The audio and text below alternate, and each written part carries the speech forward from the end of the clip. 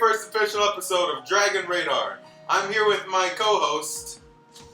I don't know how to introduce myself. Fez95, there we go. What an absolute faggot. Did you mean like the episode of Dragon Ball Super this week? Shut your mouth. Oh, really? Yeah, so as you can tell, I am Diddly Doo, also known as Diddles. Man.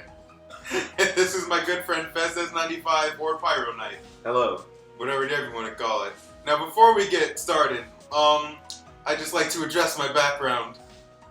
We're staring. Okay, so we're recording from my computer, right? And we have the audio recording going. So as we're doing this, we're just looking at our computer. I know it's very unnatural for a podcast, but I'm gonna put up a picture of what's on my background. Oh. He's gonna be staring at us for the whole thing. You'll understand how strange it is once you see it. Daddy Guzma, I love you. Anyone who plays Pokemon will understand it. Daddy Guzma.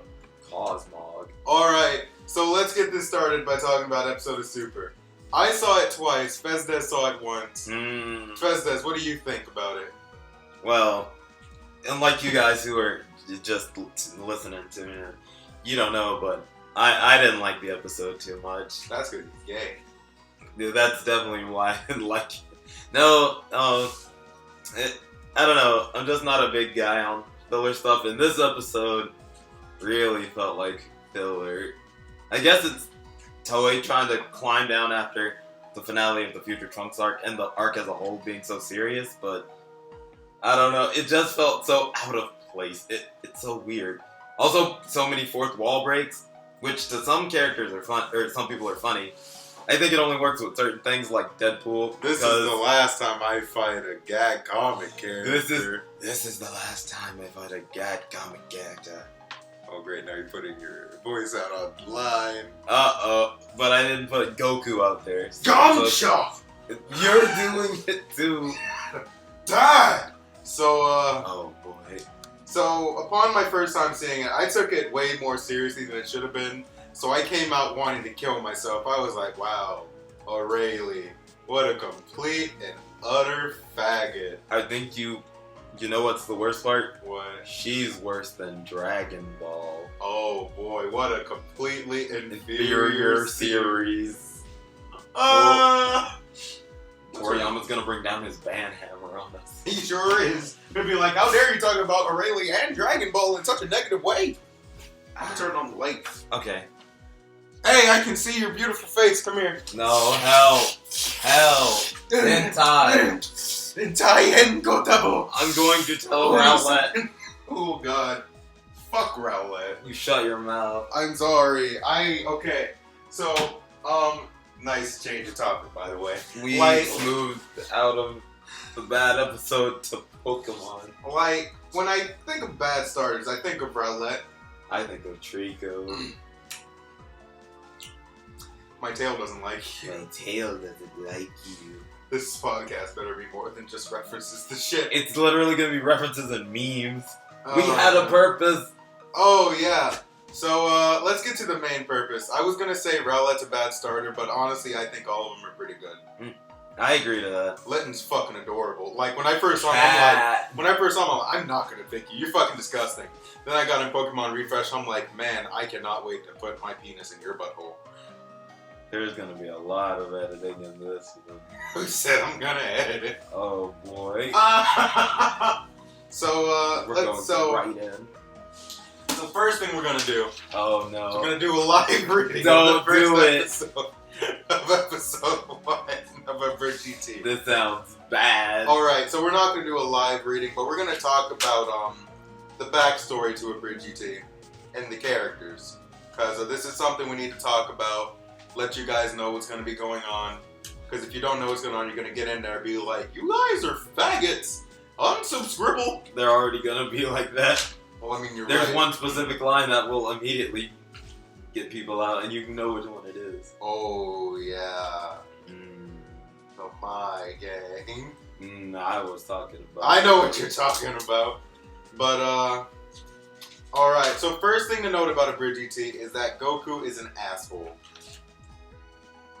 You might just be thinking asshole. he's kind of mean sometimes. No. No. AbriGT Goku is an asshole for like all of the series. Like, I'm trying to find a good spot that details his assholeness. It could just be the line from the beginning with when they asked why he was gone. Oh yeah. So Chi-Chi's like asking like, what the fuck? Go, actually, I made a typo in the script. Boy. It's like, Goku, what fuck? But anyway, she's like, what the fuck? So he's like, didn't do anything. Chi-Chi's just funny. First of all, he abducted a small Indian child and disappeared for 5 years. Then he ignored all of her calls. And then when she comes home is that he's in the body of a small child, right? And then Goku's like, okay, I had completely viable reasons for those first two things. I just hated being around you guys. And then, oh boy. Oh, and God. then he says, but do you think I'd honestly wish this upon myself? Why would anyone wish from a body from a completely inferior series? I mean, I can barely hold my Super Saiyan form. How do you expect me to train like this? And like, our idea for Goku is that he's so strong. Actually, no. Oh, That's boy. the Kirito approach. We have an actual backstory to act to like what happened. Like, all throughout Dragon Ball, Goku was normal, right? Right. But then Raditz came, he was like, I'm your brother! And then Goku's like, no you're not. Raditz is like, damn it! So then he like fights him in Piccolo, right? But at the point in the battle where Raditz appears behind him and elbows them both in the back of the head, that was hard enough to bring all of Goku's memories back. And he's like, yeah, but I like these guys. Maybe with all my Saiyan instincts, I can still like them. And then all the events of Dragon Ball Z happened, and by the end, he's just like, I hate all of you. I mean, we all make jokes about Yamcha, but compared to me, you're all Yamcha. That's sad. It's very sad. But it's the character of Goku in AbriGT. Yeah. Ooh, okay, also, Vegeta. We're gonna go down the list of, like, major characters. Alright. Like, because Vegeta doesn't show up in episode 1 of AbriGT, but like... He's gonna be in the second episode, because first episode is getting, like, the main backstory to why Goku the way he is. And second episode is gonna deal with the other background characters, because GT is Goku time, so everyone else is a background character. They're all... Never mind, let me stop myself there. You shut your mouth. Oh! So, Vegeta... Oh, boy. Man, I picked a bad time to start a podcast when I have to be. Tell you what, I'll let you explain Vegeta. I'll be right back. I'm not great at explaining Vegeta. Just explain Mellow Dad. Fine, okay. So while Diddle is going to pee himself... Don't be spreading lies. Fine, okay, Diddles is actually going to use the bathroom. So I'll explain what we were going to do with Vegeta. The idea for Vegeta is that, like, following the Buu Saga, he's gotten completely used to life on Earth. He's just sort of settled down. There's no reason for him to really fight anymore. So after the birth of Bra and Trunks growing up, Vegeta just sort of became a mellow dad sort of figure. So now he's just completely calm all the time.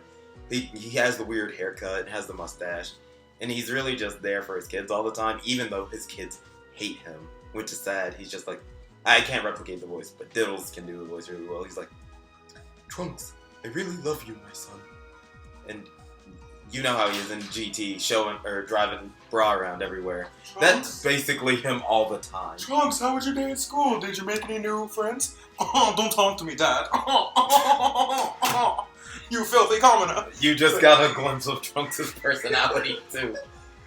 So I want to jump to Trunks immediately. So basically, the whole inspiration for Vegeta being the mellow dad is Xenoverse, surprisingly. Because one of the Z-Souls says he's an Earthling with Saiyan pride. So he's just completely gotten rid of his Saiyan instinct. He's like, I'm just gonna be a good dad, you know? I just really want my kids to grow up and be nice. Right, bro? Well, Dad, you're a faggot. You look like a total faggot.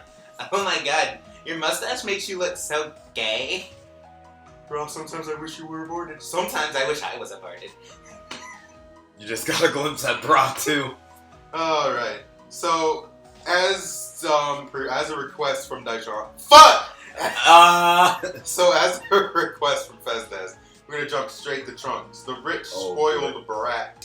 So, as we all know in GT, Trunks is the head of Capsule, kind of like the head of Capsule Corp, but he's very humble and modest. That is not the idea in AbriGT, No. because I don't remember how we even started with this idea, but the Trunks here grew up as a Rich entitled, kid. spoiled, rich asshole in Dragon Ball Z, and we felt like that needed to be expanded upon in AbriGT. So Trunks is essentially what Kid Trunks was, an asshole. Just an asshole, spoiled kid. Just like, oh, like, Oh, God. like, And well, his voice is the greatest thing ever. it's like, we'll explain what happens to Pan later, Yeah. but, one of our favorite jokes for Trunks is when it's like, cause for some reason, like in the second episode, you'll see she gets so traumatized from seeing her granddad as like a child that it snaps her psyche, and she can only go like, Grandpa, Grandpa, Grandpa. If you've watched GT, you know why it's an obvious joke. And fuck. Wow, I just completely lost my train. Oh, that's what it was. When you blank. So eventually, in space, something happens, and she gets her psyche back, right? So then, but for some reason, Goku's actually, I won't spoil that. That one's So kind then of the funny. thing is, she actually starts talking normal. She talks normal again, but Goku can't understand her anymore. But he was able to actually understand her when she was like, "Grandpa, wait, what's that, Pan? Grandpa, Trunks is in trouble. Let's go." Let's go. But Trunks, now, can you understand, Pan? but now that the Pan is fixed, he's like, "Grandpa, I'm fixed. I missed you so much." He's like, "Here you sit. I can't understand you." It's like, "Grandpa, what's wrong?" "Grandpa, it's me, Pan." "Trunks, can you understand what she's saying?" "Oh, I've never been able to understand the commoners." We also should talk about Trunks' trigger.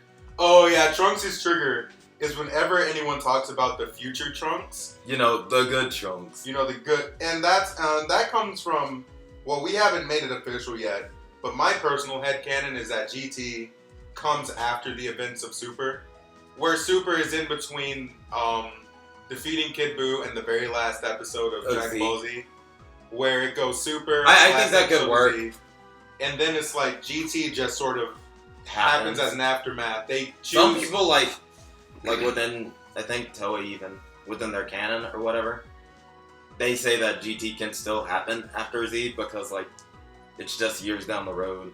Yeah, and I was gonna say like, and people, the only problem that I'm still trying to work out is why they don't use their god forms anymore. The only idea I can have for that is that one, Goku with the kid's body probably just can't hold god form. I don't know, it's weird because it's like key control. It's probably because he felt like going into god form while training Oob. That'd be a bit of kind overkill. Even Give though Oob God Key.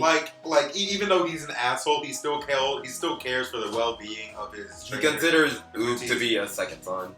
Yeah, his second son.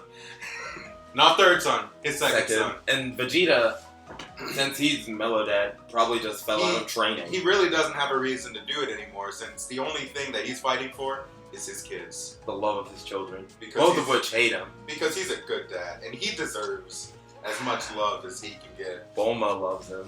She does love him in this series. She's like, "Your mustache looked nice." "Thank you. Oh. I was just hoping I would hear that from Bob." Lol, you're a faggot. Love you too. Every night he has dreams of his father, King Vegeta. It's fine. Oh yeah, that's also something we're gonna bring up in this series. Vegeta Vegeta refuses to accept the title of king because he doesn't want it, because he feels like he's not up to par yet. Are we gonna talk about King Vegeta's heritage?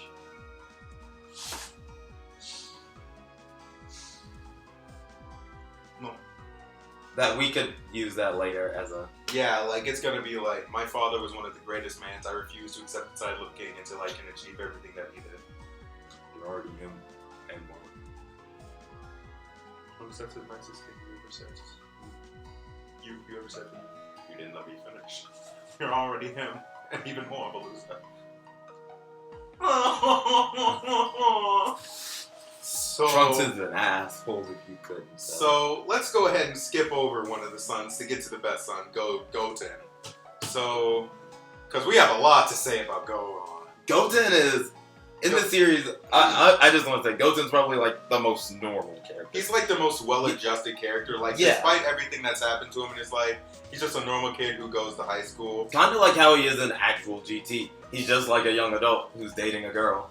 But one quirk that he has is that he just completely dislikes Trunks. Yeah, Trunks and Goten are distant. Like, they actually had a falling out after the after the tournament. Because Goten was like, man, if I can't even trust him to give me a toy, how can I trust him to watch my back? I mean, this is just ridiculous. Like, there are so many times we could have not died. Like, when they were fighting Broly, and Goten was like, hey, you want to just fuse and take this guy up? Nah, this will be more fun. They got dicked on so fast. Gohan had to come and save the day. Gohan had to come. Yamcha's son had to come save the day. Wait, we're not on Gohan yet. Oh, shit, you're right. It, like, that's one of the reasons why we're kind of, like, we can work that into GT as, like, a reason as to why they never fuse in GT. Is because Goten just can't trust Trunks enough to do it. But for some reason, Trunks, even though he shits on everybody else, he actually cares about Goten. Like, his one of his major goals in life is to fix what he messed up with Goten.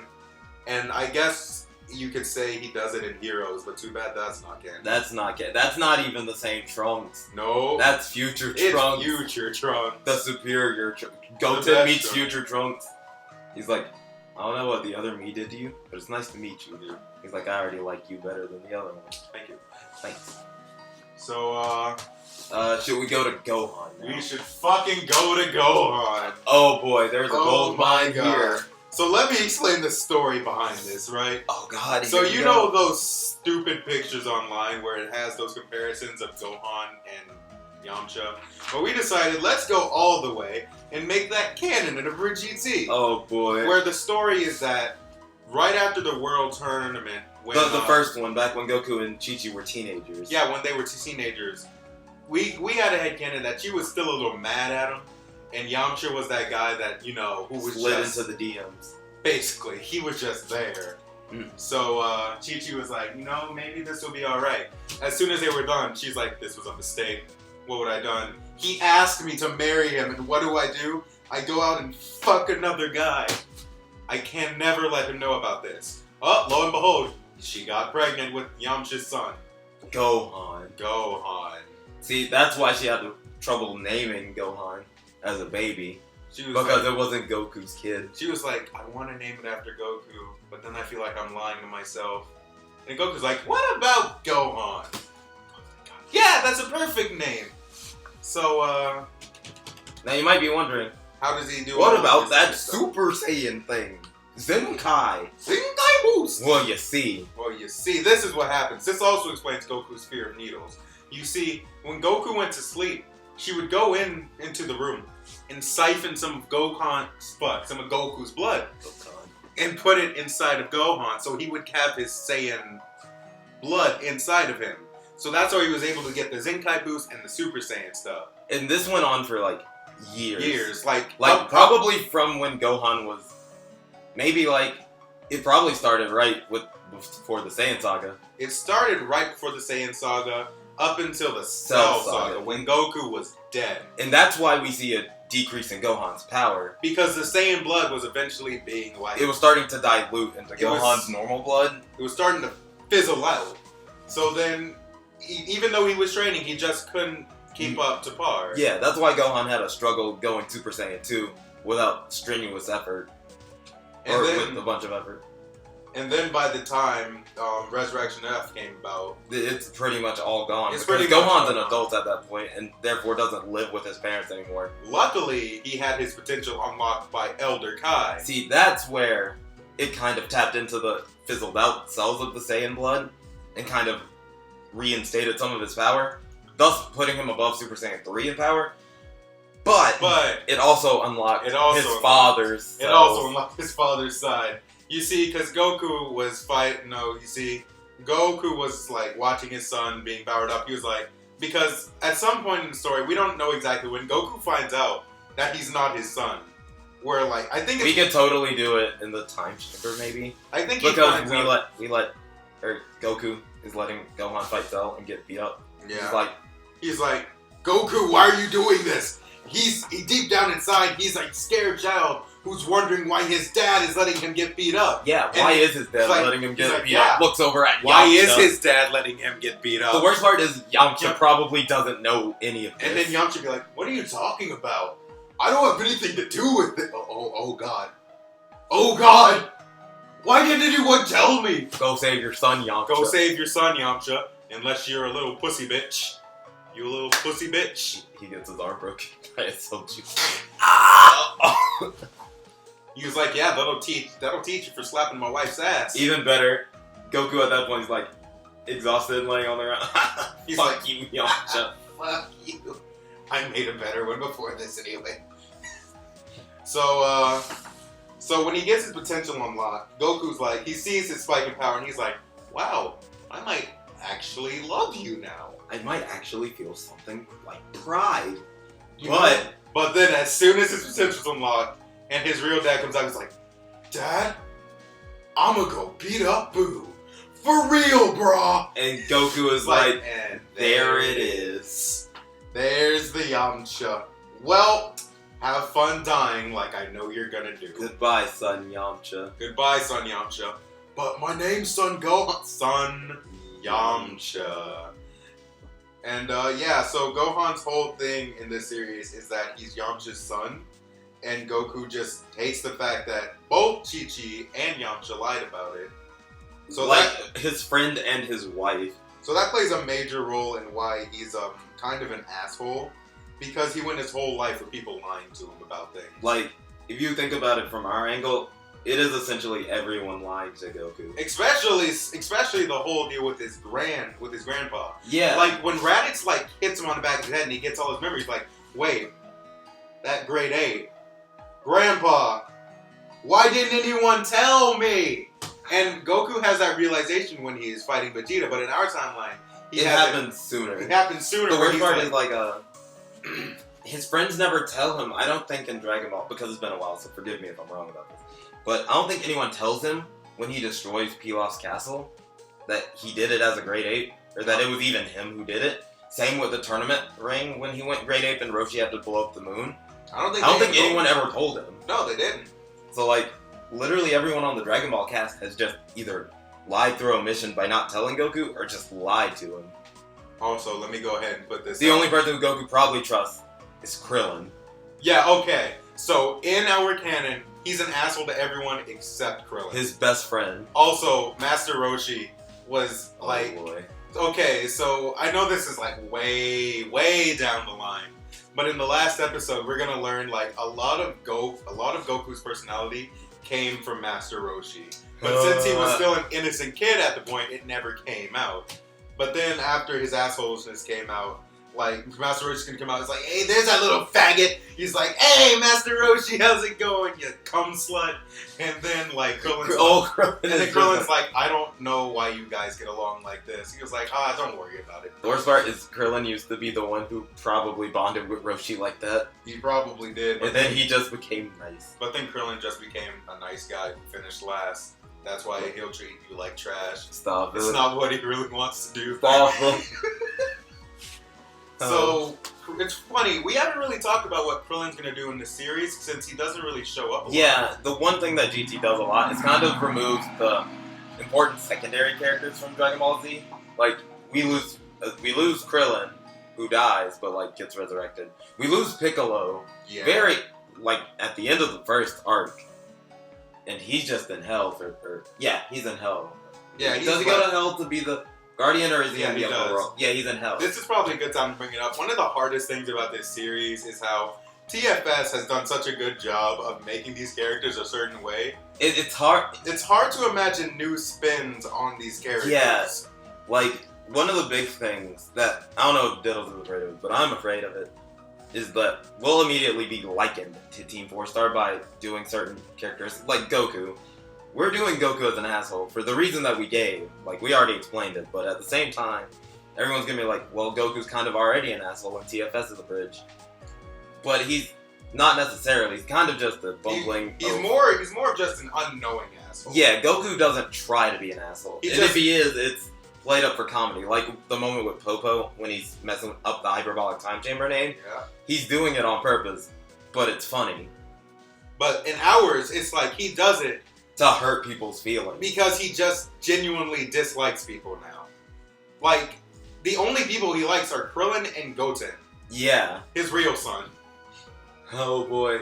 And, shit. I know I came up with something for Krillin where him and Vegeta started to bond as, like, fathers. I think that would work, but the only problem with that is we have no scenes of Vegeta and Krillin interacting. Yeah, we don't. And that's probably where we'd probably have to get some guest animators to animate them. Yeah, maybe like a phone call between the two or something. Either like that or just like at like a coffee shop. Yeah. Just talking about the struggles of raising Krillin's raising Marin, a teenage girl.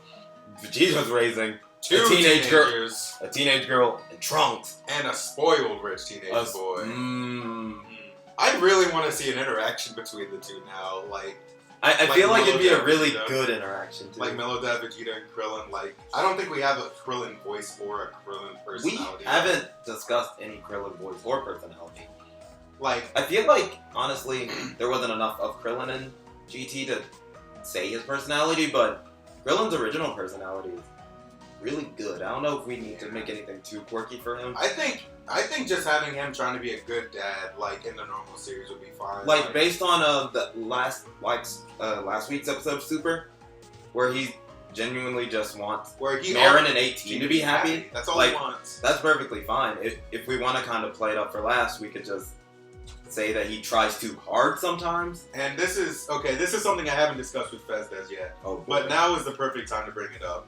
Before last week's episode of Dragon Ball Super, I had every intention of making 18 being like the wife, where it's like the trophy wife, where it's yeah, I love you. Now get this for me, get that for me, go get that. But then after seeing last week's episode and seeing how much he genuinely cared for 18, cared for Krillin, I'm like, you know what? We have to make them an actually good couple. Yeah, like I think they would be the most normal of the families in AbriGT because their family and relationship is just genuine.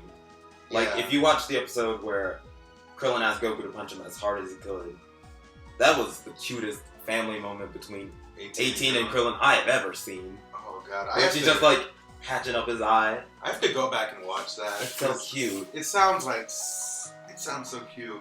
It is. 18 and Krillin just have cute moments. Yeah.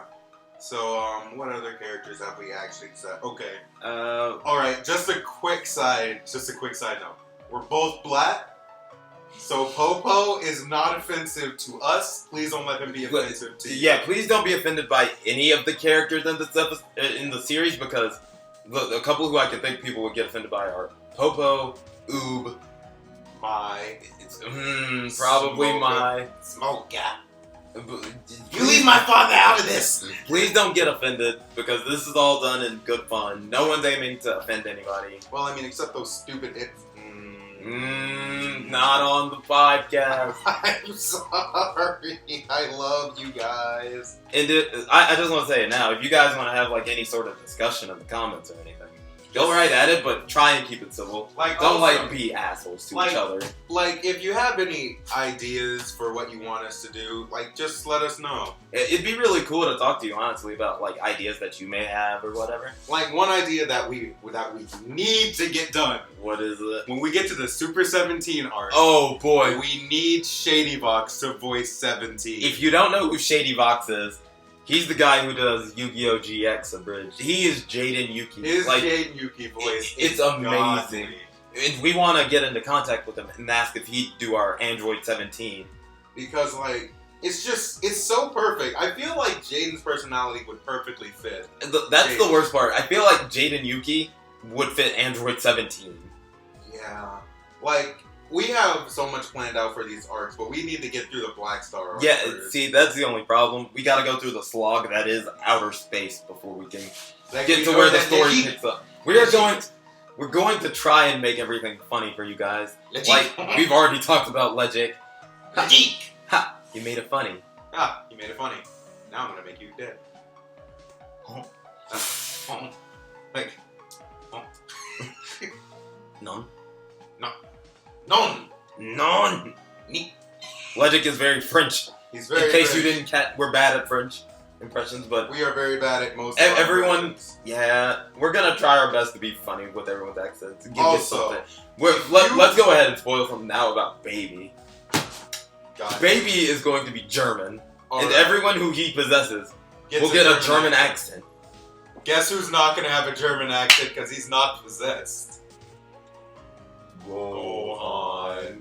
He's like our idea is that he's just like he's just using this baby thing as a way to get back at his dad for shitting on him for so many years. Somehow assuming that he can take on his father. He won't. He won't. He won't be able to.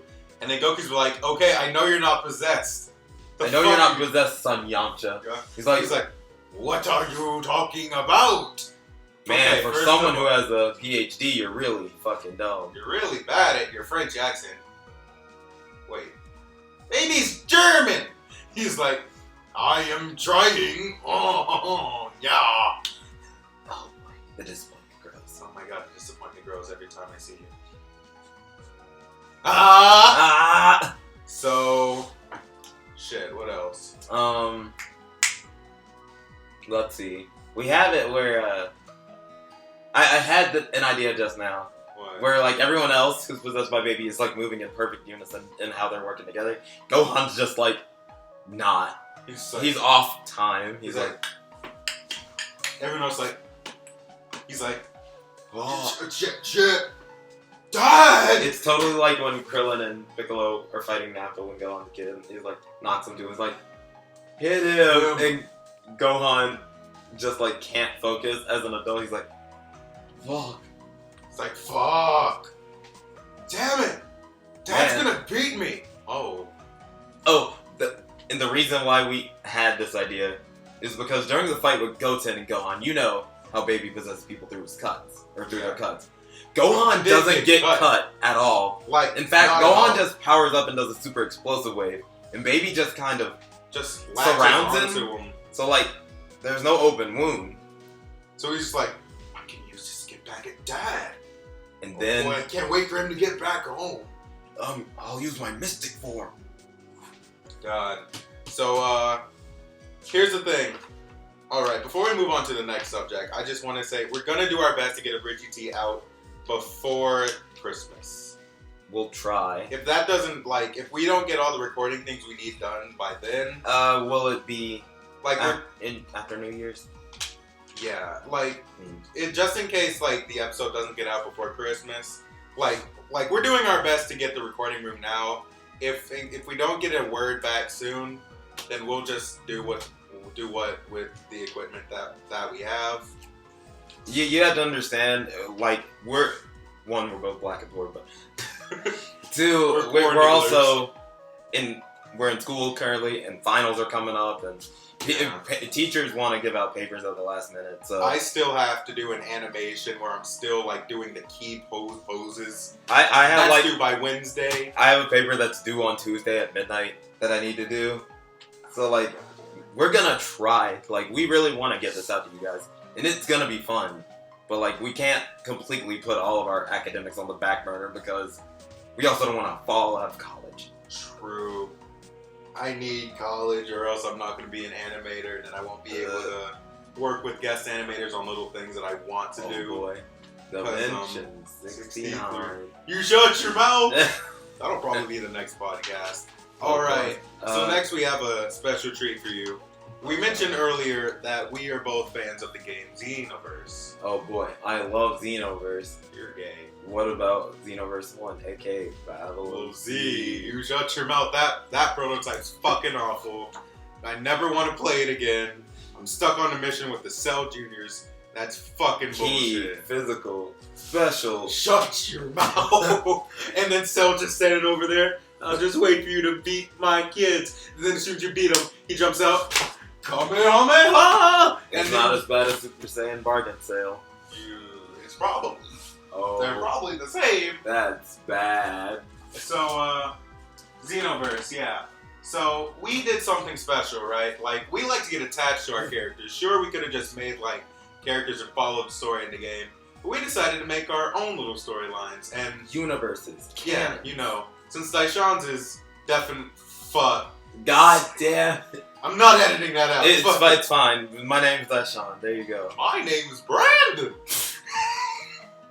You can call me Faggot Bear. Hell no. Faggot Bear Productions. Alright, so Umasao. So anyway, watch Umasao. You need to watch You Are Umasao. It's probably one Random of the, aside, we're endorsing You Are Umasao. It's good. It's actually very good. So hold on for a second. Let me Just get up on my bed. that had nothing to do with the podcast. I just wanted to do that. What the All right. So since Bezdez's Xenoverse timeline is far more interesting than mine, I'll let him go first. While I work out some of the details in mine. Well, I guess I'll Here start. you go, Bezdez. Go ahead and tell him. I'll take the invisible mic here and hello, gentle reader. I'll start with Xenoverse 1. So in Xenoverse, So here's Bezdez's storyline. God I damn hope it. you like it. it doesn't follow like the specific story too much since I'm gonna focus like on the one character. That's loud. I tried to be quiet. I know. Okay, so the first character who I ever created on Xenoverse, I don't remember when Xenoverse came out. Was it 2013? I think it was Or 14. whenever Xenoverse, I think it was 13 or 14. Whenever it came out a long time ago, my first character I ever created, unlike many other people, was a human, and her name is Hitomi. She has Yamcha's hair, but that's because in that game that's gorgeous on anybody. You all know it. Very, very, very true. So Best hair. in her story, in actuality, she's not 100% human. She was born that way, but as a child, she was abducted. And since around that time, like Goku and Vegeta were the greatest, or recognized as two of the greatest fighters in the universe, with alien species coming from like all over just to Earth just to see him and everything and participate in tournaments. There were scientists who were very unethical with what they were doing, and somehow managed to get the DNA of Goku and Vegeta, which you wouldn't expect to be hard because, you know, when they fight, they get beat up a lot. So they infused Saiyan DNA within Hitomi and a few other children on Earth, which created some sort of adverse reaction. Hitomi, at that point, is what you kind of say is half Saiyan, I guess. It's weird to explain because I don't know the exact fraction, but 1/5. no, ew. After that, she's discovered by Goku in West City before Bulma could ruin her. Streets. Oh God. She was discovered by Goku, and Goku took her to someone who he could trust, the turtle hermit, Krillin. Oh yeah, because by that time, Krillin is the turtle hermit. That's Yeah, Krillin is the turtle hermit. And Marin, he doesn't live at the Kame house though. I like to think that Krillin 18 and Marin have their own place in a city, but like he goes to the island to train like students and whatnot. No, so from the age of like 5 until she's 17, Hitomi trains on the Kame Island with Krillin and Goku whenever he comes by, which is a lot because, you know, Goku never manages to stay at home much. Also, at this point in the timeline, he doesn't really have a reason to be at home. It's bad to say that, but like the only one who lives there is Chi-Chi, and because Gohan has his family, Goten has a family of his own as well. So stop. Goten has his own family with the girl from GT. I don't know how you guys feel. Felice. I liked Felice. She was airheaded, but she's all right. You have a lot of airheads in this family, don't you? Oh boy. Oh boy. So because she spends so much time with Goku, she turns out loving to fight. Like essentially, her story is focused around her wanting to be strong and study martial arts. But because she's also related to Goku, she's met the other Z fighters. Chi-Chi's like, study, go to school, and she's like, damn it. She's like, no. I made a little short story idea of her attending like West City High. Orange Star High. I should have done Orange Star. I could still do Orange Star, but loves Orange Star. which is also where she meets Makoto for the first time. Oh, cool. Surprisingly, not at Goku's house or at the Turtle Hermit Island, because Makoto is Goten's son, Goten and Velisa's son is Makoto. So the first time Makoto and Hitomi meet is at school, and it's just really awkward because he's like, "Oh, you trained under my grandpa? I did too, but I'm stronger than you because I'm like, what percentage? I'm 1/4 Saiyan, and you're just a human." So they're rivals. Hitomi really doesn't care about Makoto because shut up. She's got a bunch of techniques, everything from everybody. I've been planning out a couple of arcs. Like, the first arc is probably going to be the World Tournament arc, which is where we meet Trunks' daughter. See, this is where it gets weird within the canon we talked about. Oh yeah. This daughter of Trunks is the daughter of Kid Trunks, whereas Hamon is the son of Future Trunks. We'll get to Hamon later. The best character. So, the World Tournament arc, where we're introduced to... How many characters will be introduced there? I think just Makoto and Frick, I forgot her name. And I feel Frickle. It's not Hanako, because... Oh no, wait, hold on. Where are we in the story now? It's still like the first arc. Okay. Martial arts. So, episode Black Star. Oh no. So, that's the only really the arc I planned out right now. There's gonna be a Prince Fleet arc, but like that's probably like 2 after the tournament arc. So after the events of Hitomi's story, she's worked with the Time Patrol. Like at some point, she does get involved with the Time Patrol because you know the start of Xenoverse where Trunks summons a strong warrior. Mm-hmm. That's what summons Hitomi there. We can only assume that Trunks has made that wish multiple times because there are a lot of Time Patrollers. We can only imagine that Hanako was almost as pleased as in certain other wish for person. But we'll get to that later. So, Hitomi begins her work with the Time Patrol. So at some point, her and Makoto tie the knot. I hope you don't feel bad about that, anybody. Gay, lesbian, whatever. What the fuck? She and Makoto get married. Hanako and Dino. Stop that. Hitomi and Makoto get married, and they have one child, a daughter. Her name is Hanako. Of course, you guys would know, but Brandon and I happen to be extremely attached to Hanako. Because I think. Wait, did Twitch save your streams for like past streams? I don't think Twitch saved the past streams, which is sad because I think they're worth watching. Damn it. So we were streaming Xenoverse 2, and we came up with the whole saga for Hanako. It travels along the storyline of Xenoverse 2, but like there are deviations, and I really like it. When I first played Xenoverse 1, I made Hanako, but like she was the smallest model possible to like emulate a child. Alright, I'm gonna pause you right here. Oh, boy. First of all, Toei, get your shit together. Please let us make kid characters in Xenoverse 3. Let me just say, you guys made Dragon Ball Online, where characters could be children. Why can't we do this for in Xenoverse? You're taking elements from online all the time. Timebreaker Bardock, Xeno Trunks, fucking Mira and Toa. Why can't we have kid bodies? Also, can we make it so, like, I understand some people have really overpowered characters, right? But let's say if you're doing what we did, or like, if you did what we did, like, we have families set up. We would love to go on Time Patrollers with a set family. Yeah, that'd be great. Why can't we use, like, characters from our other files, or, like, other characters we made, and, like, just use them in the story? And, like, here's the thing. Like, you could even set it up to where if you weren't that strong, the other Time Patrollers would match your level, even if they were stronger than you, just to make it fair. That would be fine, but I just want to play with them together. Like, I don't think the reason is they probably just haven't thought that anyone would do it like that. But a lot of people. But, like, a surprising amount of people do. Like, Foot. And Pada.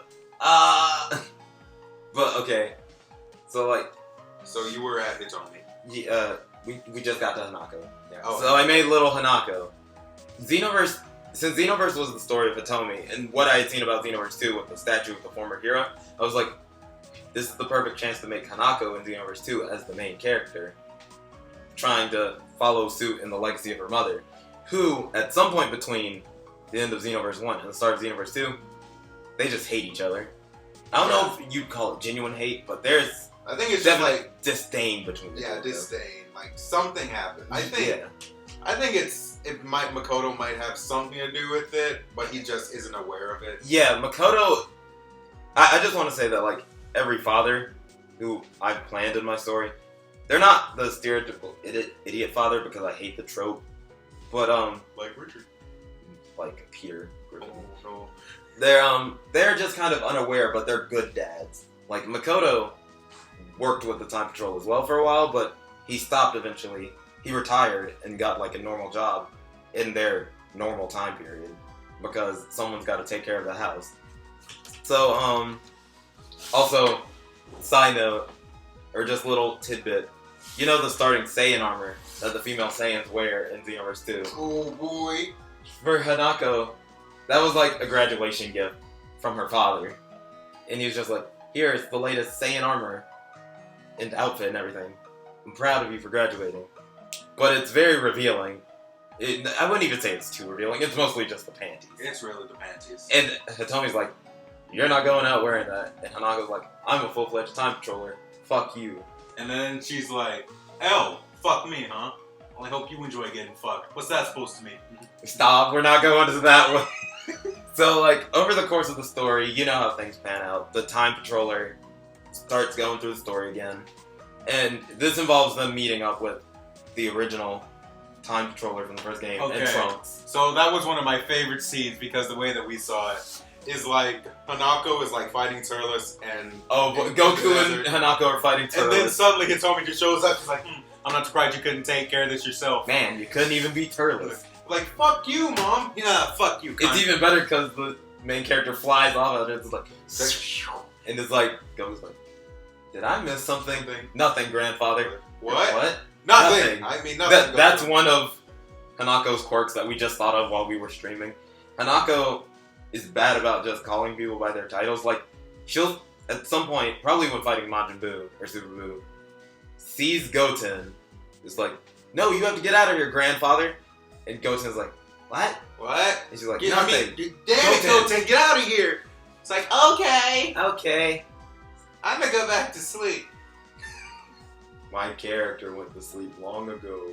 Oh, no. So, going with the story, Hanako follows the trace of the Xenoverse 2 story.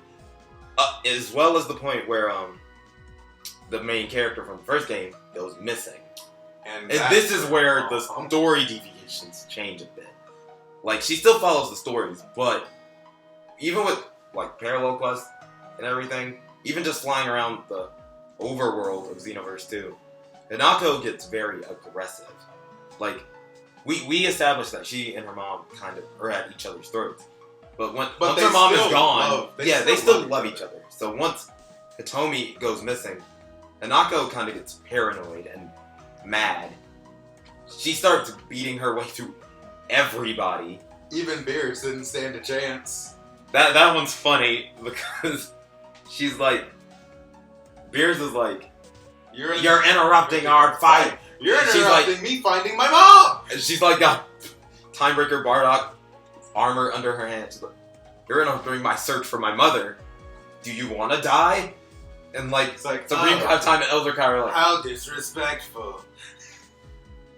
But just a quick side note, just so you know, Makoto isn't just sitting at home while all this is happening, right? Like, he secretly joined the Time Patrollers again so he can find his wife. Because I'm pretty certain that either Supreme Time or Hanako herself would let it slip that Hitomi's gone missing.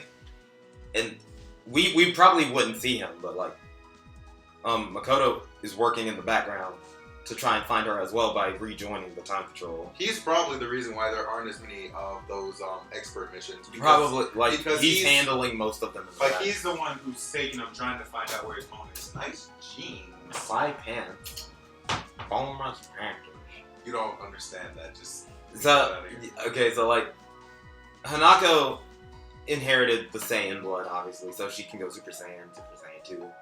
In the game, she can go Super Saiyan 3, which I don't know at which point we'd have that in the story perspective. I feel like she unlocks it like when she reaches an anger point where she just is almost ready to give up on finding her mom. Wait, where would that be at in the story? I think that's when she comes home and realizes that her dad Has been hurting, like getting hurt as well. He's been getting so severely hurt, and she's like, her whole life is suffering because her mom's gone. She's breaking down because like she's an emotional character, even though she's trying to not show it. So at that point, she'd probably break down and activate Super Saiyan 3. From there, it'd probably go into maybe the Resurrection F Saga. Yeah, that's when it would go in, and then she'd be like... That's also the point in which she starts wearing her mom's gi and take the sword that her mom bought for her, because Hitomi bought Hanako a sword, which she just never used because fuck mom. Oh, yeah. So she starts wearing that outfit and going around trying to find her through time, because they believe that Mira and Toa have fucked the timeline, which probably made her mom go missing. So the story continues like normal, aggressive. No, we skipped a pivotal point. Which one? Trunks. Does Does this happen right after the Bears part?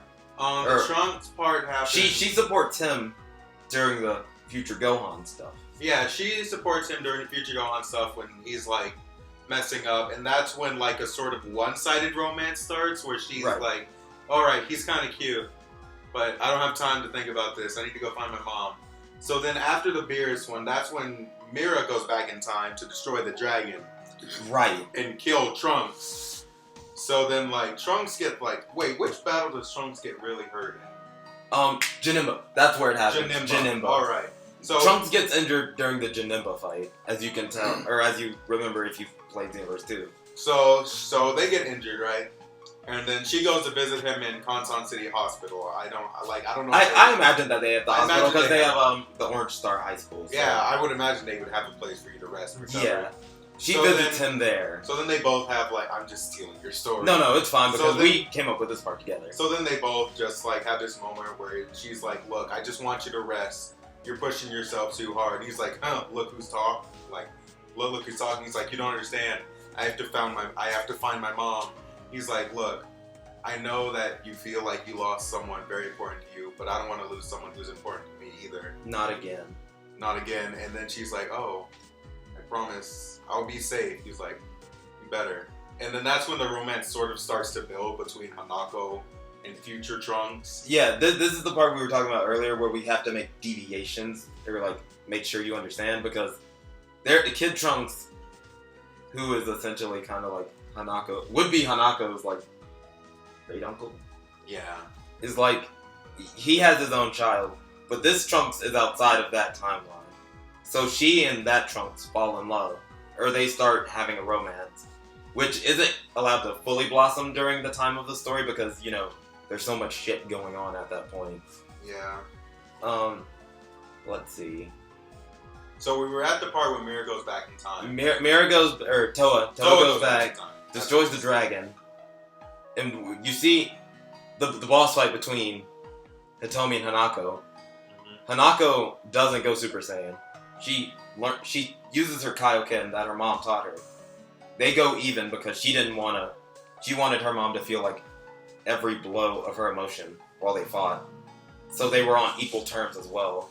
And once the spell is broken... And the thing is, like, Hitomi is actually fighting at the same time so she can free herself. Which is why, like, if you played that fight, you know the original hero hits hard, but, like, they don't hit often. Or if they try to hit, but they won't. So, it's like Hitomi fighting back against the mask while the mask is trying to make her fight Hanako. Once the mask is broken, Toa goes back in time. Wait, first of all, we need to talk about Hanako just fucking breaking down in tears. Oh. And you see... Oh, my baby. And then you see, like, she just breaks down and runs into her mom's arms. It's really sad because this is a brief moment. But Hitomi shows her that she's fine by being her normal asshole. So she's like, hey, don't go crying, you little pussy. It's like, I missed you so much, Mom. The sad part... I missed you too, kiddo. And then she just immediately starts to fade away. I was about to say, like, they're on the ground, like, hugging, and Hitomi probably puts her hand on Hanako's head, just like, little pussy. And they're just, like, hugging out, but then Hitomi starts vanishing while they're hugging. Okay. Hanako, what's going on? The worst part, Trunks should have recognized those signs from Xenoverse 1. And then when she's gone, they just completely forget about the main character. From the first Except Hanako's able to hold on to something where she knows something isn't right. Like, Trunks sees the mask, and it's like, we got that from, like, Bardock, right? No, it was from something else. Hanako has this empty sort of feeling. She's just kind of... She doesn't know what it is that's missing, but something important is missing. And, after a bit of discussion, you know, the time vault starts shaking because main character from the first game is gone, everything is going wrong. Here comes Demigod. Demigod sticks his head out of the ground. I'm back, kids. So they discover that Toa did her thing. Hanako goes back to the point to where Toa goes and tries to destroy the dragon. First of all, she sees the scroll of her mom being summoned, and then Toa just going back to a point to like destroy Shinron and kill Trunks, killing 2 people she loves very much. Oh, and she's just like, I'm about to unlock Super Saiyan 4 here. 2 kids gonna die tonight. Runs into the scroll, jumps headfirst, comes out, jacking Toa. Toa's like, no.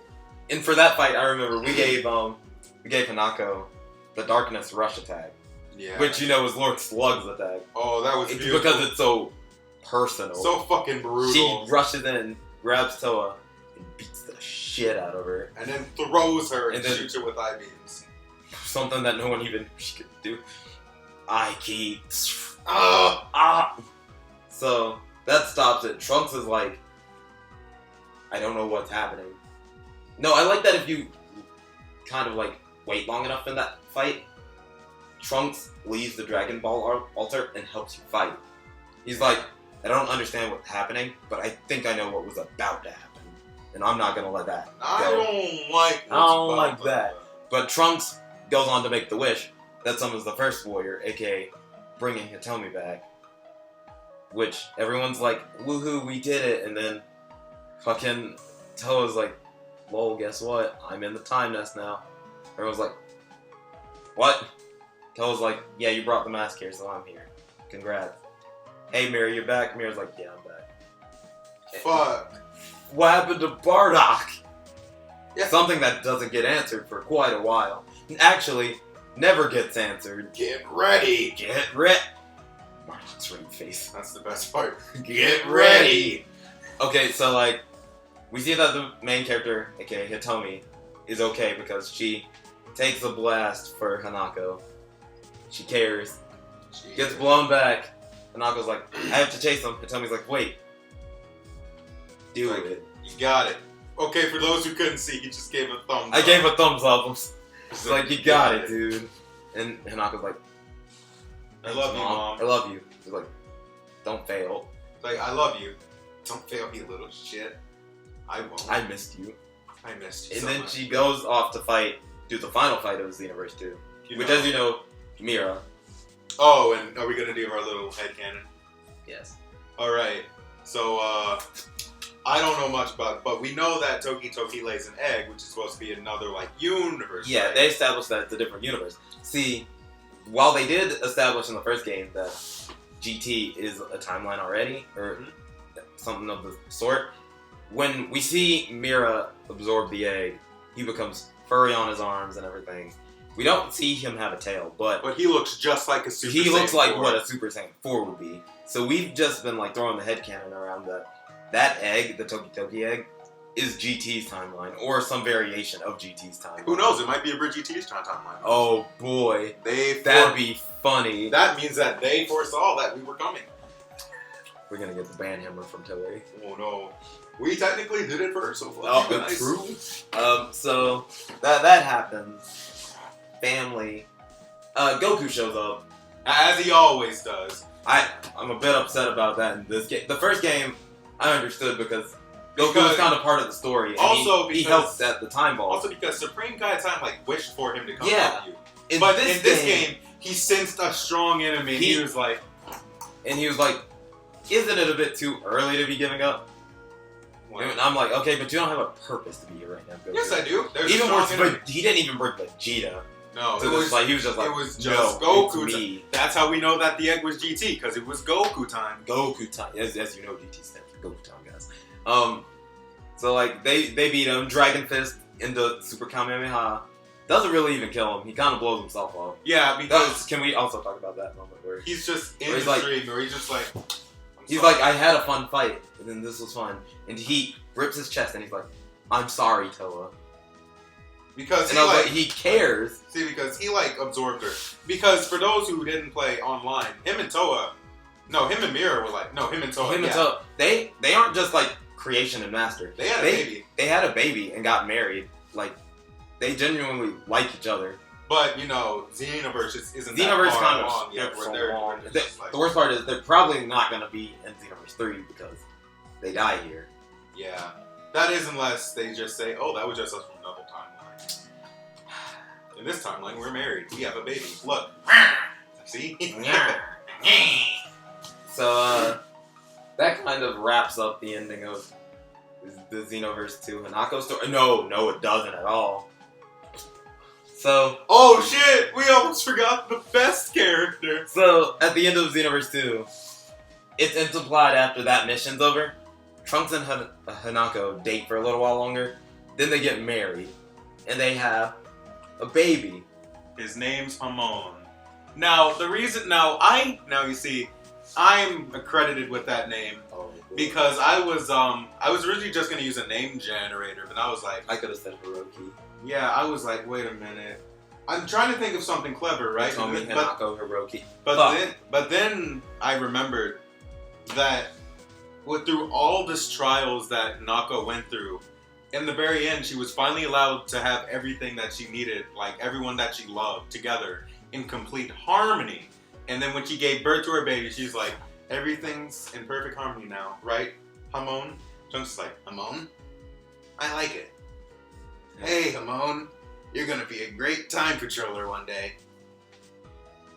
Trunks, he was just Or born. Hanako's like, Leave the baby alone. he was just born. Trunks was like, I'm still technically in slavery. Stay away from Supreme Kai of Time. You'll never be able to go. Supreme Kaizen's like, too bad he's your son. He's already my slave. Actually, before Hamon was born, Supreme Kai of Time allowed Trunks and Hanako the And chance to Hanako. go. Did they go see Bulma? they go to see Bulma for a day, Yeah. and so they're like, "Hey, Mom, I'm home. Where have you been?" Trunks, it's been like 7 years. I'm gonna be a dad. What? What? How? We could just have that Bulma move to Kanton City. We could, but she has a lot of work. He takes. We're like but they need fixing the world. Yeah, they need someone to take care of them, and Bulma's has the most experience. See, the worst part is we talked about this. I don't know if you remember. What? Because technically, that timeline or the Xeno Trunks is our future Trunks. Yeah. But this is from a timeline where he was plucked from it. But the events of the normal Z still happen, which means that Goku Black is still going to come. He's still gonna show But up. there just won't be a Trunks there to defend that world. Yeah, so everyone So like everyone's going to die. Yeah, so they probably go back on the day of Black showing up. No, you could make that let's say It could be a little continuation. let's say that in Xenoverse 3 they do have the Black Heart. I think they might. So then Xenoverse Trunks actually tells Supreme Kai it's time to go fuck herself because everyone he knows and loves is actually They are about to dying. die. And he needs to go save them. He's like, no, you have to work to atone for your sins. If that's what you call a sin, fine By me! Goes Super Saiyan Sinner Ah. and goes through the portal. She's like, Trunks, no! Hanako, you have to stop him! I can't believe you. Wait, what? He's trying to save everything he cares and loves about. And you're just trying to make him fill out some goddamn paperwork. You make me sick. The worst part is like, it's not the worst part, but like, this Trunks changed all this stuff because he wanted everyone to be happy. Yeah. And like, if what we're going with is how it's gonna be, Supreme Kai of Time doesn't essentially care much for Trunks' happiness. She No. wants him there to do work. And Trunks wants to defend the people who he cares about, like, really loves. His mom is like the only one who's still there that he has alive. Yep. And Hanako loves Trunks. And from the one time she got to meet that Bulma, she loves her too. So she probably dashed out right after Trunks. Yeah. So, that's the end of it. Oh, wait, we didn't explain Hamon. Okay, so Hamon, we haven't done too much with yet, in all honesty, because he's sort of the baby idea so far. Hamon is, as we said, Hanako and Trunks' son. It's hard to say. I think he'd be a natural when it comes to fighting. Yeah. Also, he's pretty smart too. He also inherited like the fact that he is technically royalty because he bridged the gap Between Goku and Vegeta's bloodlines, Yeah, so he's technically still the offspring of Vegeta, which makes him the Saiyan Prince. which technically makes him the Saiyan Prince. So he realizes that he's royalty. And he uses it. He's like royalty in two different ways. Vegeta and the heir to Capsule Corp. Oh shit, you're right. More So he has a lot of money and he's a prince. So I bet you could tell that he's a ladies' man. But the girl that he falls for is too airheaded to realize what he actually is. And I really love the relationship because Hamon, the girl who Hamon falls in love with, is a boo girl. Yeah, it's a boo girl named Juicy. She's cute. Like juicy fruit. Whoa boy. And she's very airheaded. Very. Yeah, very. But she's adorable. And Hamon knows it and he's like, I love you. I like you. It's like, do you want to go get ice cream? I can make ice cream, really? Also, Hamon is so rich he always carries around some ice cream with him. That's just a little It's a quirk we have. Where whenever something ridiculous is going on, Something ridiculous or awkward. like his mom just being there, he's just, Reaches in the pocket somewhere. why isn't that melted? I'm a Saiyan. I can do what I want. I can break the rules. Screw the rules, I am a Saiyan. Also, Was that a Hanako. little Karibo reference? Also, Hanako. Oh, wait. The overprotective mom, Hanako. We skipped an important part. Hitomi's early death. Shit! Forgot about that. So, I hope you guys didn't get too attached to Hitomi. okay, but you remember way back when I first started explaining her? Science, Saiyan blood. Turns out, that stuff rejected human blood. And it kind of accelerated her towards her death. So it sort of accelerated her lifespan where she died earlier than she should We have. said she died around the age of 40 to 50? 40 to 50, but she actually looked like she was 80 or 90. Yeah, like, Hitomi died very early. Like, and this was at a point where she and Hanako were, like, on surprisingly good terms. She went back to go see Krillin. He's like, man, you look more like a turtle hermit than I do.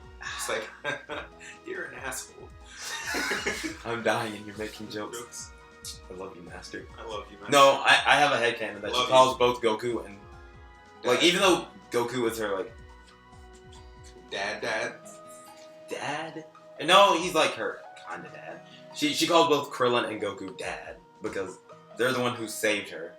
I could just imagine the quirky jokes she made when fighting for bandits. Just wait till my dad's here. I'm here about this. What are you two faggots gonna do? And then from the sky descends Goku and Krillin. Oh no, it's those faggots. He instructed Disc. No! How? Alright. So you explain that. I'm gonna go pee, and then it's time for the adventures of Toma. Oh boy. Okay, so like I said, Hitomi Saiyan blood, it accelerates her death, or her age. She dies, but this is after a point where Hamon's been born. So Hanako carries little Hamon as a small child, maybe like 3 years old. She carries him to the monument that's in the center of Kanton City, which at the end of the game, if you know, it changes to the new hero. The idea that I have is it stays Hitomi, but Hanako lays both the sword that her mom gave her and Hitomi's original sword on the monument. And every day when she's either taking Hamon to school or she's just going to work at the Time Patrol or to see Trunks, they pass by and pray at that statue of her mother, who has passed. And it's kind of strange because at the beginning I have the image that it's her trying to measure up to the huge statue of her mother, but by the end it's her understanding that her mother was such a great time patroller and person. So she's proud to stand in that shadow. So that's pretty much the death of Hitomi and the statue. And now that Diddles is back, Diddles can begin explaining Tomada's legacy. Come back, you bag. Alright, so my story doesn't have as much depth to it since I haven't really played through Xenoverse 2, which is going to be the story of Tomata. But before we can get to Tom, let's go back in time a bit. That was a terrible sound. That was. I'm I'm sorry gonna learn about to that. make that. So it all starts off with two brothers, Matt and Zach. You shut your goddamn plebeian mouth. So they grew up in a pretty normal house. They were raised by their single mom, and they just enjoyed being around each other. They were twins, but something about Matt is that he really admired the events of the Z Fighters. See, he grew up during Dragon Ball. I probably should have mentioned that a while ago. So he grew up during that time frame, and he just loved the adventures of the Z Fighters. But Zach was more of the studious one. He didn't really understand why his brother liked it so much. I mean, when Matt took up martial arts, Zach was like, hey, I'm not going to let my little brother get ahead of me. So he started taking martial arts. Now, Zach was definitely more gifted at it, but Matt's determination ended up pushing him farther than his brother. Like Goku and Vegeta, basically. Vegeta! What does the scouter say about his power level? Looks like Zach's a little shit. So as the years go on, so they both grow up side by side in a pretty normal life, right? That is until they get called in to be a part of the Time Patrollers. There's no specific reason as to why they do, but I guess it's just like they're just picking at random some of the strongest people. And I guess they were like officially I say that the Time Patrollers felt like they weren't branching out enough, so they needed some Earthlings, right? So they pulled in Matt and Zach. Now, when he became a Time Patroller, Matt decided to be that stupid shit. He was like, hey, can I have a Time Patroller name? Spring kind of time's like, well, I mean, I guess so. You can do whatever you want. And he was like, I want to be Omega. And she's like, okay. So he becomes Omega. Into the Time Patrol. And then Zach was like, oh yeah, well, I'll be Alpha because I'll always be before you. He's like, yeah, right, you nerd. And then, you know, they just have a nice brother relationship. But then something happens. I haven't really planned it out. I know they have a falling out. Toy. I think it's shut the fuck up. It has something to do with one of the parallel quests where something happens and they have a falling out. Like, the Probably the Super Saiyan part next. No, you see, because the parallel quests that they were doing when they joined aren't the ones from the game. Like, it's like a separate thing. Does this still have to do with the theme of, like, the graduation? Yeah, it does. Okay. But the thing is, Zach passes, he doesn't become a Time Patroller. Matt passes, he does the Time Patrolling thing for a while, but then he just drops out because it wasn't for him, right? Mm-hmm. So, this is what they both do. They both end up leaving, and they both go their separate ways. Alpha just goes off and, you know, does his own thing. He kind of drops out of the story for a while and doesn't come back until, like, Tom is born. Mm-hmm. So, one day, canonically, Omega doesn't come back until around the Cell Saga when he sees all this stuff going on. So, he attends Orange Star High School with Gohan. He goes through the Buu Saga, right? And, like, the Z Fighters notice he's got some pretty good fighting skills. Like, hey, you want to help us if we ever need your help again? He's like, yeah, sure. Enter the Buu Saga. Now, you see, here's something that in my canon, you're not allowed to do. If you are a part of the Time Patrollers, you're not allowed to quit, because if you do, you going back into the main timeline fucks with everything. You know stuff that you shouldn't. You know stuff that you shouldn't. And luckily, luckily, since he decided to go back, the change wasn't as drastic. However, the leader of one of the surviving Saiyan groups in space sends their leader off, Sarada, to come to Earth to, like, see what's been taking their leader so long. Because, you know, Raditz was supposed to do a thing. First Kakarot was supposed to do a thing, then Raditz, then Vegeta and Nappa. Earth never got thinged. Yeah, Earth never got the thing. So Sarada, let's go ahead and explain her. She is one of the last surviving female Saiyans, surprisingly. She's very hot. Like, But she's like, but she has said that, well, if she's like, well, if you males are the last ones that need to repopulate the sands, I guess we're just gonna die out as a species. Because I'm not mating with any of you faggots. Whoa. So now they had a leader who went off a while ago. His name was Barda. No, shut your mouth. I actually don't remember his name. All I know is that Kumquat. I'm gonna fucking stab you. So their leader ended up going off on a mission like a long time ago, and Sarada's like, I need to go find him. You guys stay here, and then I'll go. So she's on her way to Earth. Now by this time, it's been the Boo Saga. Omega has been a serious help because of his knowledge of things that were going to happen. No. Bobbity's over there. Like, Bobbity's over there. How do you know? Bobbity's over there. Use Just your Big fucking Bang go. attack in that direction. Just fucking go, please. Vegeta, please. But unfortunately, they weren't able to stop Boo from coming out because Vegeta's pride. I will defeat you, Kakarot. No, you won't. Did you really let yourself get possessed, Vegeta? Yes. Yes. What an absolute troglodyte. What an absolute cuck. So here's the deal. As she's flying to Earth and in her Saiyan pod, because there's a tracking device on the pods, and that's where it was last seen. So she's flying to Earth.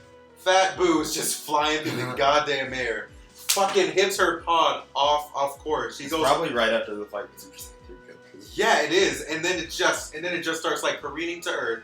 She gets out and she's like, okay, who has the balls? So then she sees Boo, right? He's like, oh, you better just kill me. Oh, you better just kill me. So then she goes up and tries to fight, right? Of course, it's Majin Buu, so she gets dicked on. This is sad. But he hits her in the head to make her lose her memory. You know, like every Saiyan story. Oh boy, not Vegeta. Shut up. So she gets knocked out, loses her memory. Just She wakes. got knocked the fuck out. Knocked the fuck out. So she wakes up in the open field level, right? And that's where she's like, hello? Where am I? And that's when Omega is doing his daily rounds because he's been going around warning people about Majin Buu and trying to get them to safety. That was his task for Piccolo. Because, fun fact, he looks up to Piccolo. Everyone should look up to Big Most out of Like almost alone. everyone. Shut up.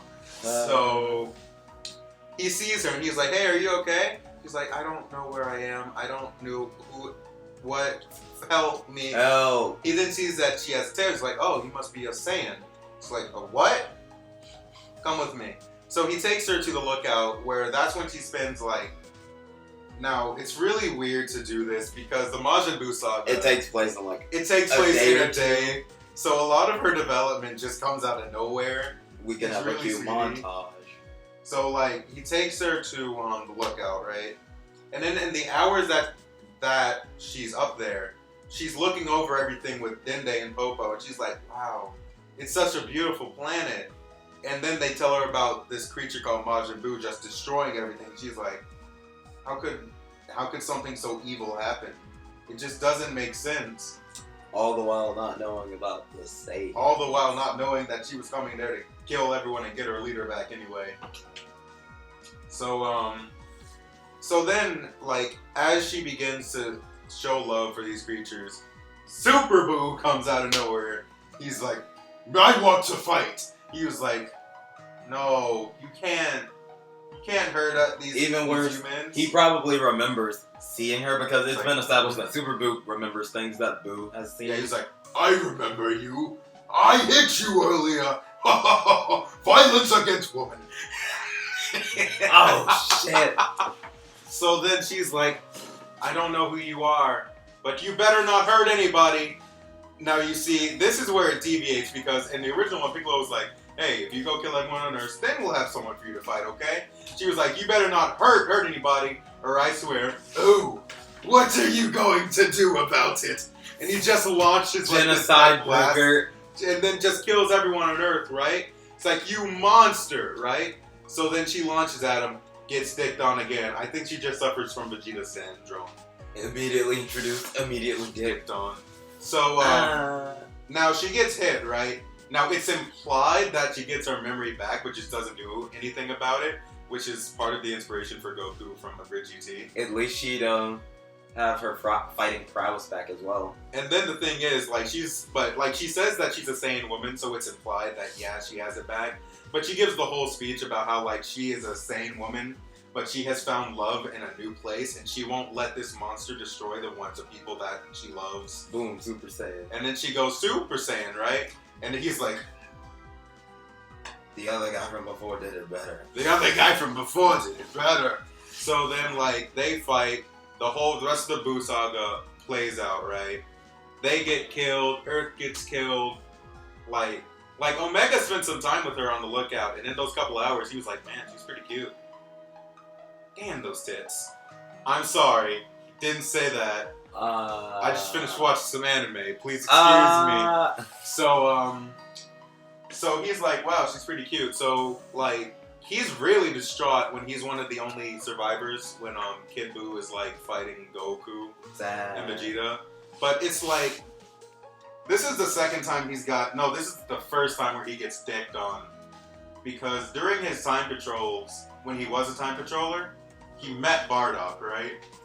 I remember. So he was, like, one of his biggest fans. And Alpha used to, like, pick on him, like, why are you such a faggot for this man, dude? I mean, he didn't even do anything special. It was like, you don't understand. He risked his whole life to save the people he loved. Yeah, but he failed.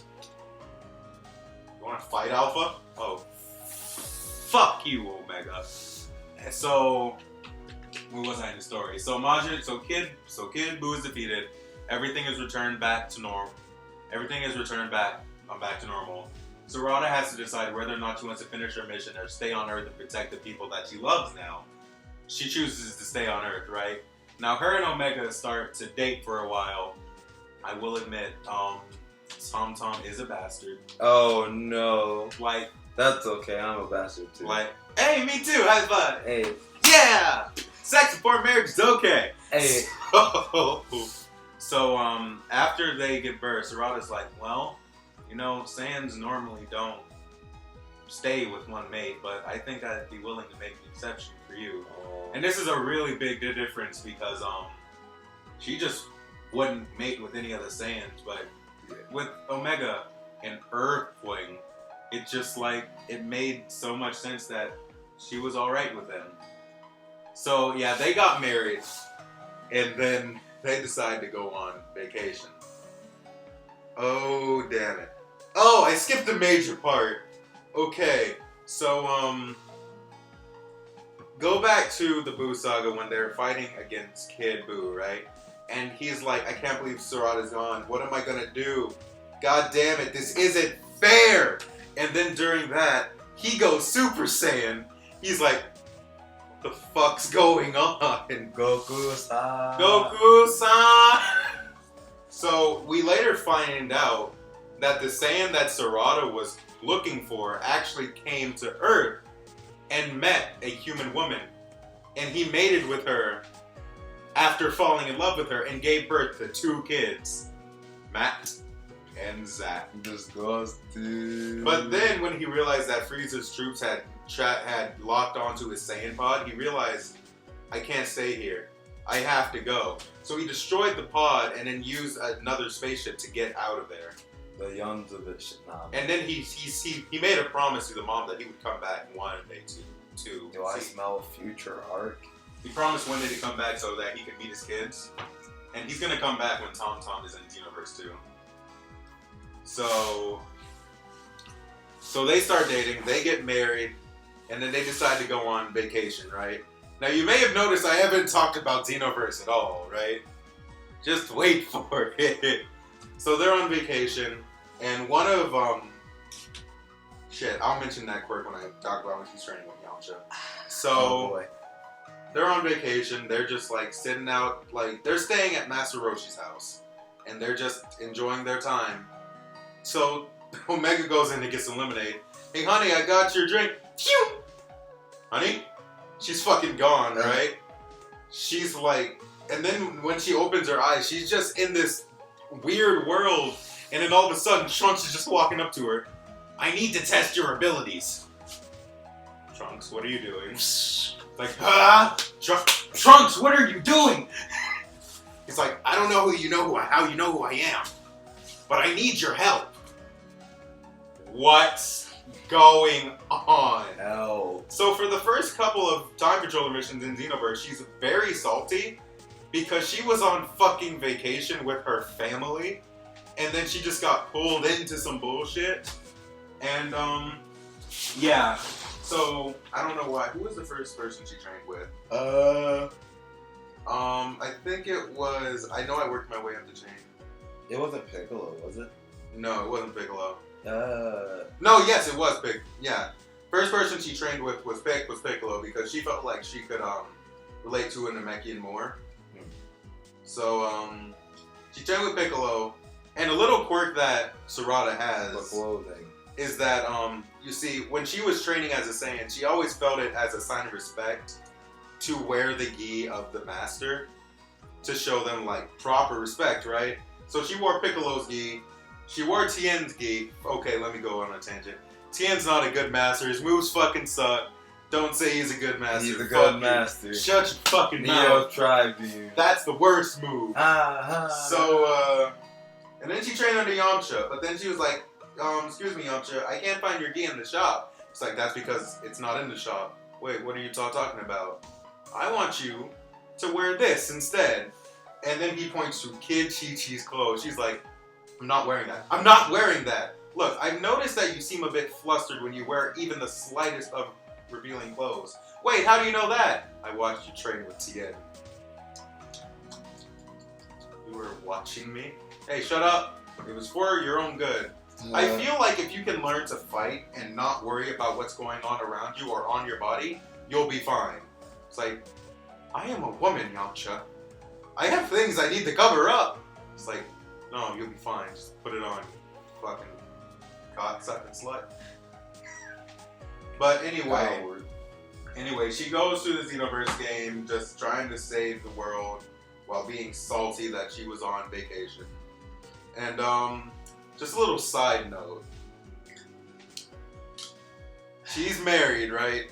And one of the characters in the game is Tino, who runs the Tino Force, right? Oh boy. This is like, I don't know why I'm so captivated about this, but Tino in mine is, I don't want to say her sexuality, I want to say that she's pansexual. We're sexual. Shut your mouth. We all love Pants. kitchen utensils. Shut your mouth. So, when she saw Sarada, she's like, oh my god, she's so cute. And the irony is that she was wearing Kid Chi-Chi's clothes, which is probably why Sarada didn't want to wear them in the first place. She got a lot of unwanted attention. So, damn it. So Tino and Sarada become friends, right? But Sarada is completely unaware that Tino's secret feelings toward her until one night when Sarada is out on a bench. I don't know why it has to be out on a bench, but it's those benches in front of the offline parallel quest things. And she's looking up in the moon. I don't know why they have a moon there, but they have a moon. Xenoverse. And then Tino's like, hey, what's wrong? And then she's talking about how she misses her family and stuff. He's like, hey, well, you know, if you ever need any love, Mama Tino's got you. Long story short, they have a one-night stand. They don't talk about it, but they're still friends. Anyway, so she saves the world in Xenoverse. She ends up going home to see her family, and then everything's fine. But then Supreme Kai Time shows up. It's like, yeah, you guys can't be here anymore. It's like, wait, Nani? And then Omega's like, oh yeah, that's right. I'm actually not supposed to be here anyway. What are you talking about? You see, when you get involved with the time controllers, you're not allowed to enter the main timeline ever again.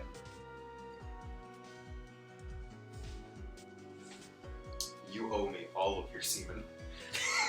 Oh boy. All of it. So then Tom's like, let's semen. He's like, don't worry about it. So they end up moving to Toki Toki City now that it's been saved, right? That's where Tom spends most of his time growing up. Okay, first of all, his full name is Tomada. I don't know why I keep calling him Tom.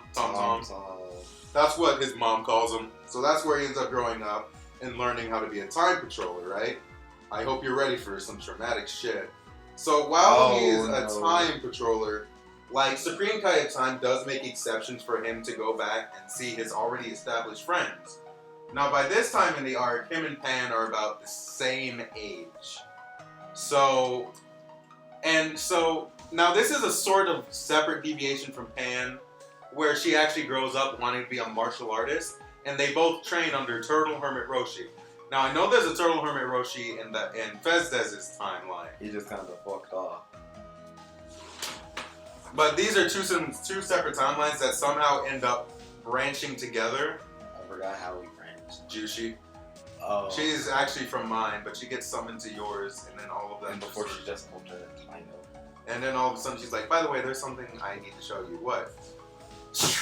Fucking rips up all in time and space. What the fuck? Fucking, what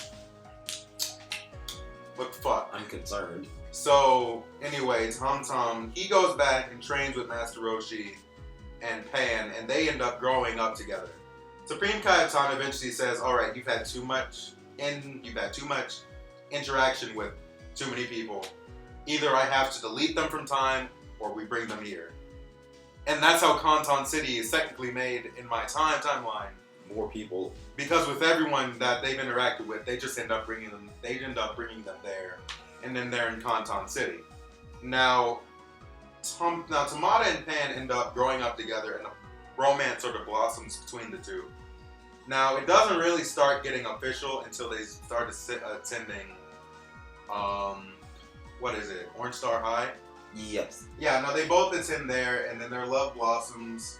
And then they end, like, unfortunately, Turtle Hermit Krillin has passed.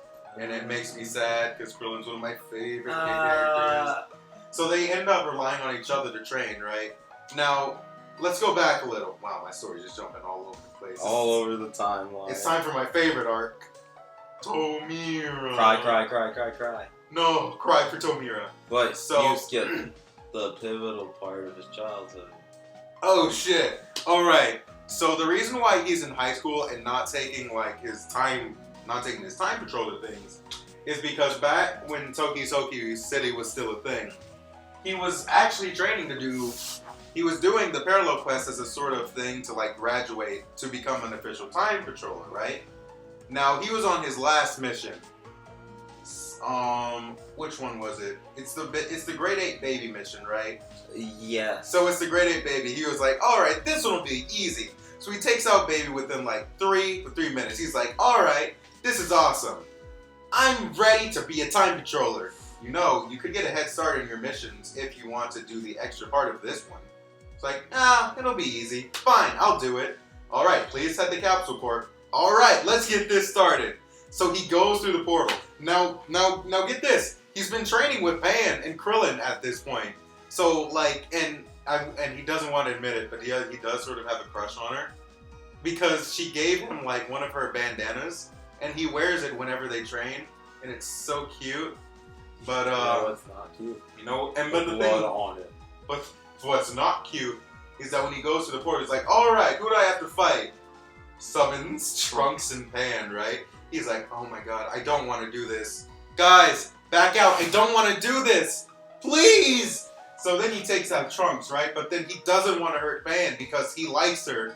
He's like, please, Pan, snap out of it! He's like, there's no snapping them out of it. You have to take them out, right?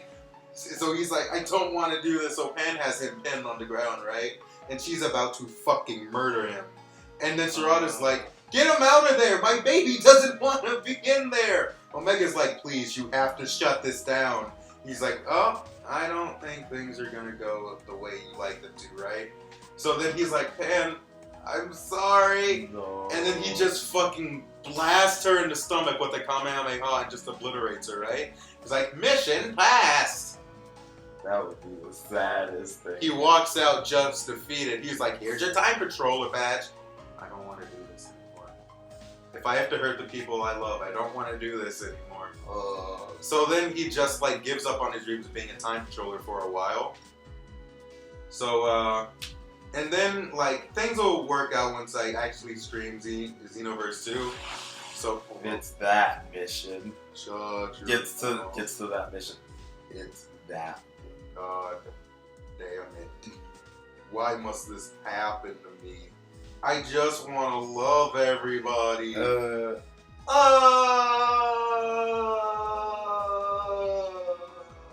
sorry, guys. I'm looking through my phone. I shouldn't be.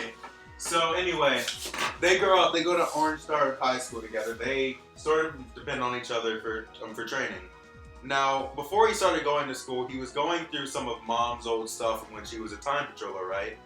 And she found like a bracelet that belonged to Mira from when she defeated him for the last time. Because Sarada liked to keep like sort of a museum of things from her time patrol missions, things that shouldn't affect the actual timeline. So Tomato was like, "Whoa, Mom, can I wear this?" She was like, "Well, I mean, I guess, but I want you to be careful, all right?" And then he's like, "I'll be fine." Little did he know, Mira enchanted that piece. No, Toa enchanted that piece of Mira. Ended up taking him over, and he became Tomira. Started just raining destruction down on Kanton City, right?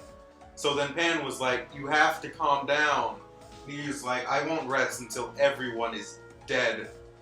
So, in the ultimate act of irony, Pan has to take him out with the Kamehameha. You know, the same thing that Tomata had to use to kill Pan at that parallel. He's not happy. He's not happy, right? But the... I told you. Hey, Sarol! I'm sorry about that. I'm sorry about that, folks. How do you screenshot? Send it to me. I've already screenshot it. Send it to me. So long story short, Pan kills him, but as he dies, he comes back to consciousness, right? He's like, "Thank you, Pan," right? So then while in Otherworld, he ends up training with Krillin and Goku, because by this time, Goku is just in Otherworld training. Like, he's not even dead. He's just there so he can train with Krillin. So then he gets training from them, and then when they finally wish him back, he comes to terms with the fact that maybe there are some things he needs to do before he actually dies. So he's going to fulfill his journey as a time patroller in Xenoverse 2, and then after that, he ends up just traveling the world with Pan. Yeah. GT. AbriGT! No. Alright. How long has this been going? It's probably like 2 hours. God damn it. Let's see this. Sorry about this, folks, if you hear tapping. Yeah, it's been about an hour and a half. It's pretty good podcast time, don't you think? Hey, Guzma. So, Uncle Booze. So yeah. Now that that's done, you have anything else to say? I mean, that's all we really planned for this podcast. Isn't it? Yeah, that's all pretty much. Alright. That's pretty much it, guys. I want to thank you all for joining us on the first episode of the Dragon Radar, where instead fuck, I should have planned out a slogan. All I know is that that's a good small topic for why we ended. Why did we call it the the Dragon Radar podcast? That's because the Dragon Radar is used to find Dragon Balls, but our Dragon Radar is used to find topics to talk about. So, you know, that's a pretty gay thing to say. But anyway, we did our best. I want to thank you guys for joining us today. I know Guzma is very proud for us to be here. So, anything else you want to say? Nah, I'm final good. Goodbye? Nah, I think that's all. Alright. Well, I think it's time for us to play some Pokemon Sun, because we've been addicted. I'm addicted to Wonder Trade. Please send help. He's actually gambling his life away. Help me! You got rid of the game corner and gave me Wonder Trade. Why would you do this to me? How could this happen to me? God damn it, we're gonna get a copyright strike for that song. Fuck you. So, I guess with that being said, I guess we'll see you guys in the next podcast. We don't know when that'll be. Until the king needs us again. Do you remember it by heart? No, I don't. We don't need it now though.